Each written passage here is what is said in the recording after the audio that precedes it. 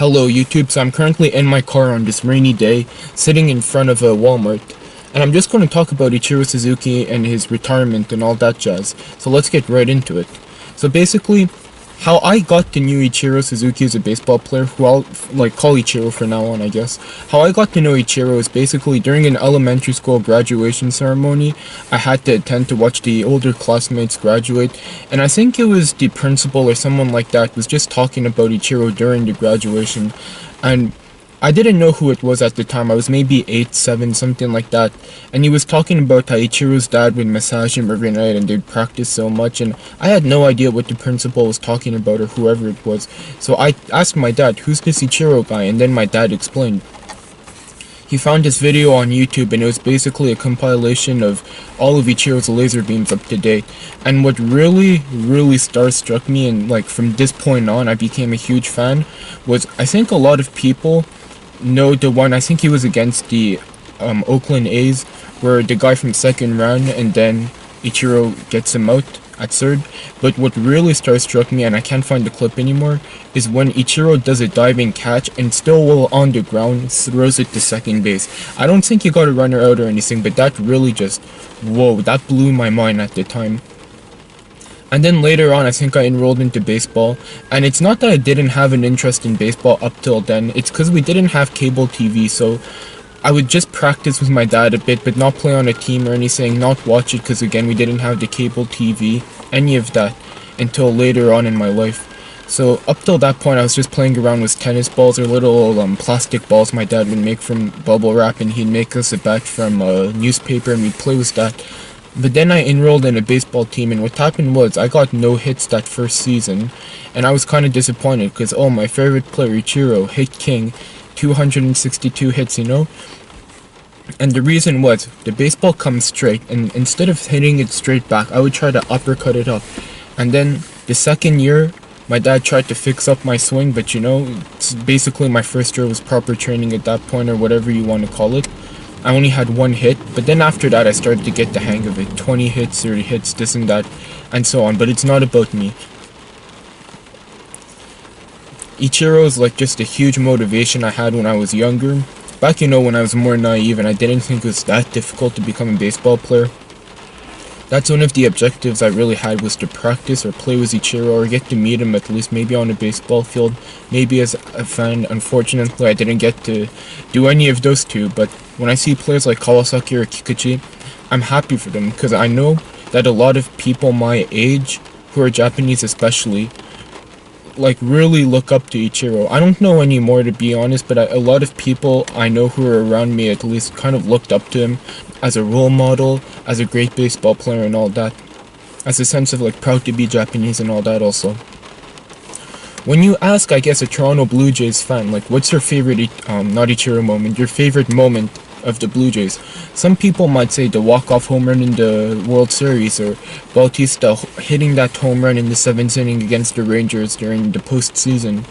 And when you ask someone, so you get obvious answers, quote unquote, but when you ask somebody, what's your favorite Ichiro moment, I think you get a bunch of different answers, and I'll discuss a few of mine.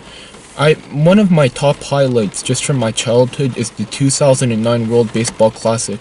I never got to see Team Japan play or anything, because again, we didn't have the TV, but all my friends had the cable television, so they were talking about it, and what I was doing was basically following it on Yahoo Japan newspaper every morning. I would wake up and check, see what's going on. And then later on, I'd watch some clips on YouTube when they eventually came out, a few days later. And I think you know where I'm leading to. When the finals against Korea, when you hit that hit to turn the game around, holy smokes, holy crap, that was inspirational. I still get goosebumps to this day just watching that. Some people might like the time when Ichiro got to pitch a game, or when he knocked over that fan in the stands, and the girl who, she had to tell her friends and freaking out because Ichiro knocked her over, that kind of thing, and very wholesome things, or Ichiro climbing up the wall to catch the ball, or laser beam this, laser beam that. There's just a lot of stuff, and to this day I'm kind of regretful to myself, or however you want to say it, I'm not sure of the English word, that I never got to see him play live. But that doesn't change the fact I'm a huge fan. I remember in elementary school, the obsession was crazy. We had to read 5 books over the summer break, and write reports. And I remember at least 3 or 4 of them. I think all 5 I read about baseball books, and maybe 3 or 4 of them had to do with Ichiro, like the history of Ichiro, and then the other book would be like Ichiro, the road to 262 hits, that kind of thing. I also had an Ichiro shirt. I remember, I think my dad, well, I guess my parents bought it for me and my brother for Christmas. We each got a Mariners shirt, and man, that was one of the happiest gifts of my life. I wore that to elementary school, I'd say 3 times a week. Just throughout the week, I'd maybe wear it 4 times. Even in my graduation picture for elementary school, I'm wearing that shirt. And over the years, as I got more busy with school, I stopped playing baseball after high school. Yeah, I stopped playing baseball after high school. And over the years, college and all that, it gets busy, and with the studying. And I'm in a program where there's quite a bit of studying involved at home, so I couldn't. I quite frankly, during the school season, so the spring and all that, I wasn't following baseball too much at one point. And then during the summer, I was working a lot. So again, I couldn't watch the games all that much. But I was still following Ichiro and the other Japanese players. I'm still a fan of baseball. It's too bad Ichiro couldn't play until he's 50, but we still have a lot of good memories. He's not dead or anything, right? But we still have great memories from when he's playing, and I guess people are going to start talking about how if he came here, he would have had more hits than Pete Rose, this and that. And I used to be like, yeah, screw Pete Rose, this and that. But then I watched this one interview where Japanese journalists went up to Pete Rose and basically just, hello Pete Rose, and then just right straight in started to just ask about Ichiro's hit record. Do you think he would have beat you, this and that? And I kind of felt bad for Pete Rose, so I don't participate in arguments like that anymore. Ichiro said he won't manage, and I don't think he's going to be a coach either. So listen, I don't want to speculate or anything, but I don't think we'll see him on the field. But nonetheless, he's one of my favorite baseball players. It's just too bad I was not awake to watch that last game. We have cable TV now, believe it or not. So when I woke up, I just saw the Japanese website. I check, oh, Ichiro retires, this and that, and then I went on a few baseball forums I follow, and then on Facebook, the MLB page, and I was like, wow, holy crap. But listen, if there's a statue of him that's made in Seattle, no joke, I might actually fly there just to take a picture. I'm not promising anything, but anyways, the rain is pretty, I guess because it's a sad day today, so it fits today. I'm not crying or anything, but I'm not gonna because we're the next day from the retirement announcement.